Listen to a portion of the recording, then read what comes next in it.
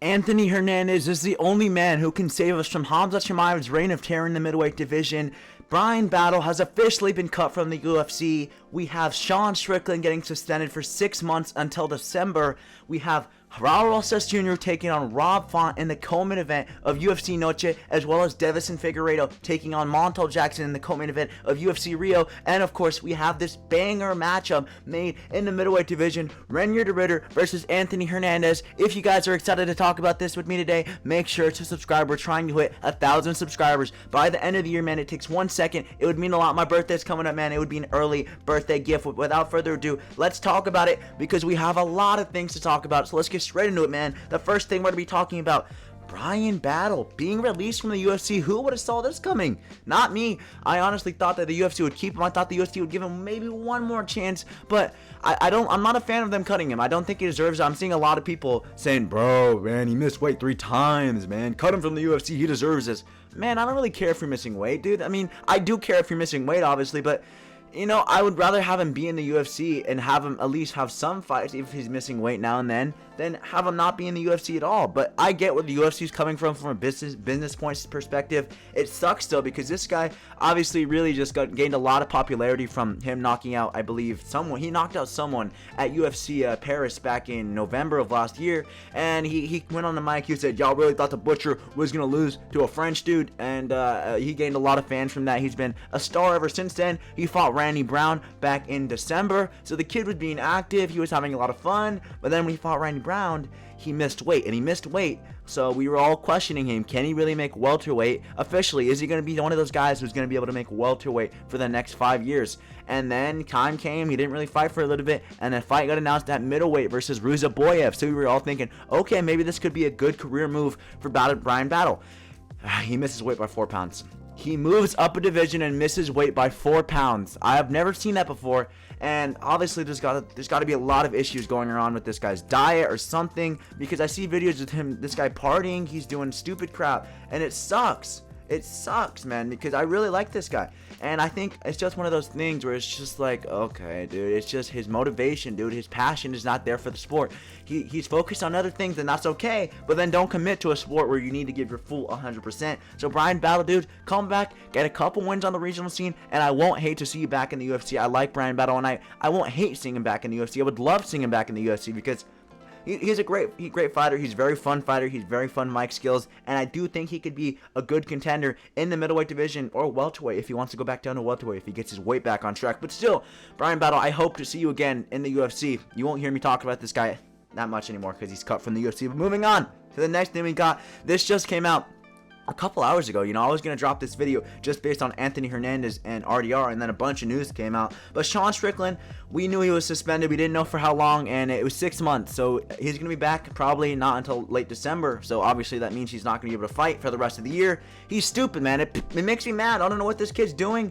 This is one of the funniest things I've seen all day. They're making him take anger management classes because he can't control his anger. He can't control his anger. Sean Strickland, he's not normal. He's a very weird person. You know, I've come to realize that. At first, I thought it was a bit of a persona. You know, at first, I thought Sean Strickland was just hopping on the mic and saying some things. But this man legitimately is a very messed up man. We've seen him talk about his childhood. He had a very messed up childhood. And now it's translating here to his adulthood. He can't control his emotions. He's a very weird individual. He says very weird and out-of-pocket stuff. I don't like Strickland. You know, I never really have been a huge fan of him. But Sean Strickland, I'm not a fan of you, buddy. You know, you're funny every once in a while when you drop a one-liner, but now it's just getting repetitive. You're saying the same thing over and over, calling him Dutch man. This guy literally said he'll put a couple good wins together and maybe we can fight Khamzat. Brother, you would get ragdolled by Khamzat Chimaev. It makes you mad. This guy thinks he's half decent.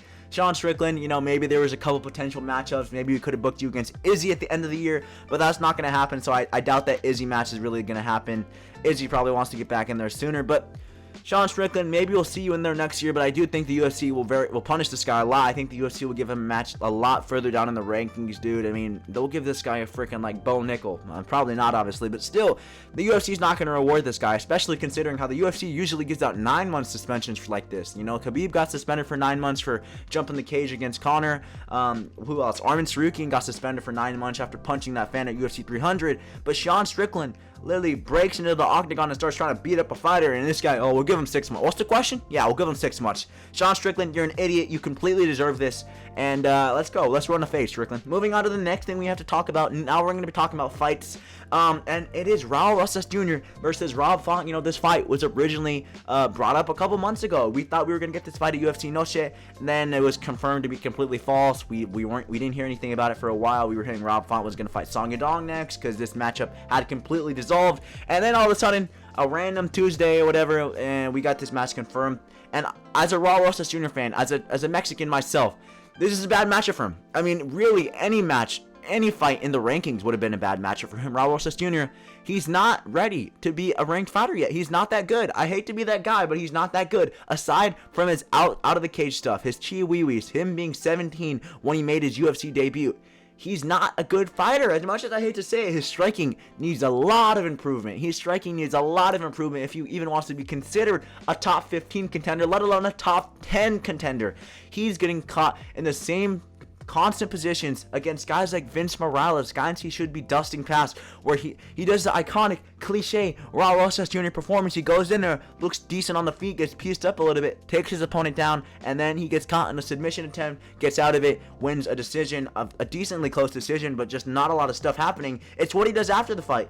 This guy wouldn't really be publicized if he didn't have his antics, dude. If he didn't look like a freaking minion, this guy looks like a weirdo. But still, if he wasn't hopping on the mic after the fight and saying, gee, wait, then no one would be talking about this guy. If this guy's name was Dale McCaleb and he was a white guy from Kansas, no one would be talking about this guy. But Rob Font, he is a crafty vet. He's been around the UFC for a while. He's coming off a win against Gene Massimento, and Gene Massimento is a really good fighter, a really good prospect, and that is what I would consider an actual prospect. You know, someone who went into a split decision with Rob Font on short notice. Raul Rosas Jr., you can have a whole training camp for this fight, and I honestly just do not see you beating Rob Font. Rob Font is a staple of bantamweight, whether you love him or hate him. He's only lost to the top guys like the Corey Sandhagen, the Chito Veras. He's not going to go out there and lose to a Raul Rosas Jr. who's like 5-1 in the UFC, with his only loss coming to Christian Rodriguez. Christian Rodriguez isn't even that good. That was like 2 years ago he lost to Christian Rodriguez. It's not like he lost to Christian Rodriguez like the start of his career 10 years ago. No, this was very recent, man. It wasn't even 2 years ago, I don't even think. So Rob Font, this is a very hard matchup for him. I think Rob Font's a very tricky customer in general, and going against someone who really only just has a ground game. He has a good ground game, don't get me wrong.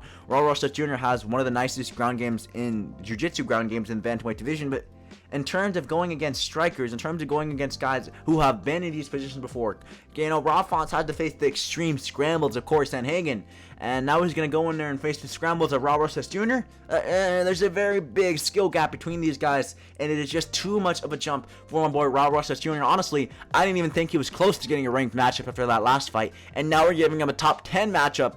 So it's very weird, very concerning, very interesting matchmaking for the UFC. I don't think he would have got this if Brandon Moreno and Royval were fighting. But obviously Brandon Royval, he's injured. He has I don't even know what the kid's, I don't know what's wrong with the kid.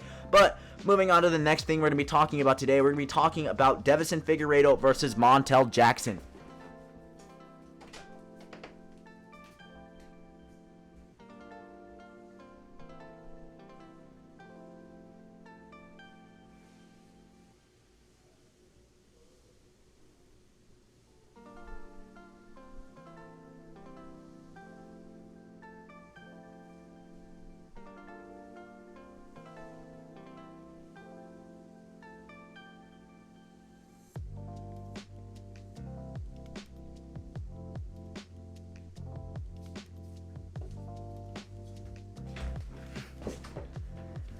You know, this is going to be a very interesting fight, especially considering this is the co-main event to UFC Rio, and we have Rafael Fiziev taking on Charles Oliveira. October as a whole is looking like an insanely stacked month for the UFC, and I am very excited to be breaking down all of those fights. When October comes, this channel will be booming, guys. I'll be pumping out videos every week, but right now I'm just going to be giving you guys an early recap on this fight, giving you guys what I think.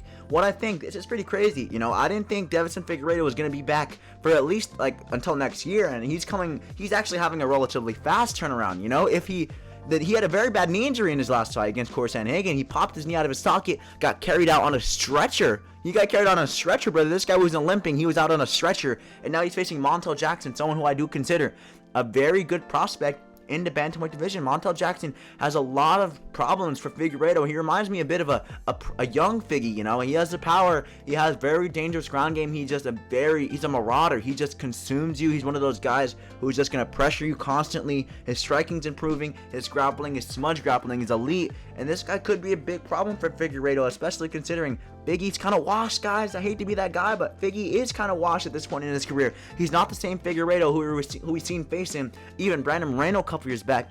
And for me, when I look at Deiveson Figueiredo's record, I see his last couple of fights especially, I'm not saying Deiveson Figueiredo has an overrated career, but I just look at Deiveson Figueiredo's last couple of fights and I see wins over guys like Chito Vera, wins over guys like Rob Font, wins over guys like Cody Garbrandt. And don't get me wrong, those are some of the best bantamweights in the world, but they're not elite out of the elite bantamweights. And I think Figueiredo should not be anywhere near the top 5 in my opinion. I think he got a couple good wins, don't get me wrong, but really those are the only guys he was going to beat in this division. Figueiredo, he's had a lot of easy matchups to get his way in this division, and someone like a Corson Hagen was just a big step up in competition. Someone like a Peter Yan was a huge step up in competition. We've seen Corson Hagen win in there. He just dominated him, finished him in the second round. Peter Yan went in there in 50-45 Figgy.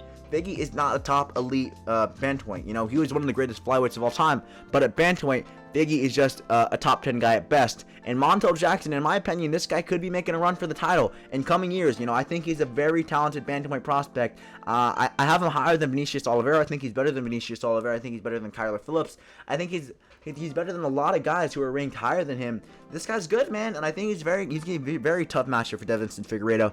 So Figgy, you're going to have to be at the top of your game, and a retirement isn't too far-fetched for Figgy here. You're doing it in your Brazil, your home country. So don't be surprised if Figueiredo retires on this card. But moving on to the next fight, the final fight we're going to be talking about today. Anthony Hernandez versus Reinier de Ridder. Reinier de Ridder, your time has come, my boy. Your time has come. Because when you faced Anthony Hernandez, one of the best prospects in the UFC, guys, I've been saying this for years. And I'm a Mexican. So even if I wasn't saying this for years, I could have just hopped on the hype train just because I am Mexican, and this guy's also Mexican. I like this guy. He's one of my favorite fighters in the UFC. He's so good. He's so talented. He's literally Cain Velasquez 2.0. I've been talking about this guy for a while, and I think it's time that we realize that this guy is a very big problem, not just for the middleweight division, but for Khamzat Chimaev in general. He is the toughest matchup for Khamzat Chimaev. I've said it in the past like 3 videos, but it is true. It is just plainly true. This guy is a tough matchup. He's a tough outing for Khamzat Chimaev. And Reinier de Ridder, it is a very back and forth fight. I could see this fight going, honestly, I lean Anthony Hernandez, but I wouldn't be surprised if Reinier de Ridder just pulled a knee up the middle and flatline Anthony Hernandez. Anthony Hernandez, he has a bit of a pot belly. So what scares me is the body shots, you know. I mean, what doesn't scare me as much is how Anthony Hernandez just fought Roman Dolidze, someone who will go for the body, someone who is actually a decent striker, and he didn't fall victim to any really thing. Anthony Hernandez just would not let Roman Dolidze get off in the striking.